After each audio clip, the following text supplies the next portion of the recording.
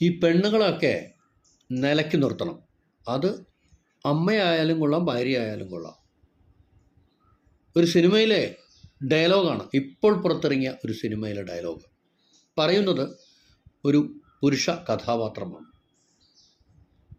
Senna Hegde സംവിധാനം ചെയ്ത അവിഹിതം എന്ന സിനിമയാണ്. ആ സിനിമയെക്കുറിച്ചാണ് പറയാൻ തുടങ്ങുന്നത്. സിനിമ തുടങ്ങുന്നത് തന്നെ ഒരു വലിയ വിദൂര ദൃശ്യത്തിൽ നിന്നാണ്. ടൈറ്റിലുകൾ വരുമ്പോൾ നമ്മൾ കേൾക്കുന്ന വോയിസ് ഓവർ അത് കേരളത്തിലെ ഏതെങ്കിലും ഒരു ഗ്രാമത്തിലാവാം, കേരളത്തിലെവിടെയുമാവാം. ഒരാൺകൂട്ടം സന്ധ്യ കഴിഞ്ഞിട്ട് ഇരുന്ന് മദ്യപിക്കുകയാണ്. അവർ പറയുന്നത് മുഴുവൻ സ്ത്രീകളെക്കുറിച്ചാണ്, സ്ത്രീകളെ ചുറ്റിപ്പറ്റിയുള്ള അവിഹിത കഥകളാണ്. അതങ്ങനെ പറഞ്ഞവർ അഭിരമിക്കുകയാണ്.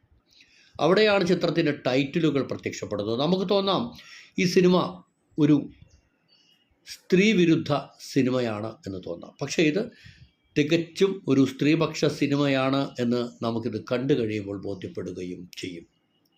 നാട്ടിലെ വിവാഹിതയായ ഒരു സ്ത്രീയും മറ്റൊരു പുരുഷനും തമ്മിലുള്ള അവിഹിതത്തെക്കുറിച്ച് ചില സൂചനകൾ ലഭിക്കുകയും ആ അവിഹിതം കൈയോടെ കണ്ടുപിടിക്കാൻ വേണ്ടി ഇറങ്ങിത്തിരിക്കുന്ന, രാത്രിയിൽ പാത്തും പതുങ്ങിയും പതുങ്ങിയിരിക്കുന്ന പുരുഷക്കൂട്ടങ്ങളുടെ കഥയാണ് അവിഹിതമെന്ന ഈ ചിത്രം. തലയിൽ മുണ്ടിട്ട് രാത്രിയിൽ പതുങ്ങിയിരുന്ന് വേട്ടയാടാൻ, അവിഹിതം കൈയോടെ പിടിക്കാൻ ഇറങ്ങിത്തിരിച്ചവർ. എന്നാൽ അവർക്കുള്ള ചുട്ട അടിയാണ്, അത്തരക്കാർക്കുള്ള ചുട്ട മറുപടിയാണ് സെന്ന ഹെഗ്ഡെ അവിഹിതത്തിലൂടെ പറയുന്നത്. 70കളിലും 80കളിലുമൊക്കെ പുറത്തു വന്ന പല സിനിമകളിലും നമ്മുടെ മനസ്സിൽ നിറഞ്ഞു നിൽക്കുന്ന ഒരു തമാശയുണ്ട്, ഇപ്പോൾ തമാശയായി തോന്നുന്ന ഒന്ന്. അതിലെ ഏതെങ്കിലും നായികയാവാം, അല്ലെങ്കിൽ മറ്റാരെങ്കിലും ഒരു സ്ത്രീ കഥാപാത്രത്തെ കരണക്കുറ്റിക്ക് നായകനൊരു അടി കൊടുക്കുന്നുണ്ട്. അതോടുകൂടി അവൾ നന്നാവുകയാണ്. ഈ ഒരു അടി മതി, അടിയോടുകൂടി അവൾ നന്നാവുന്നു. അത്തരമൊരു ക്ലൈമാക്സ് പല മലയാള സിനിമകളിലും അക്കാലത്ത് കണ്ടിട്ടുണ്ട്.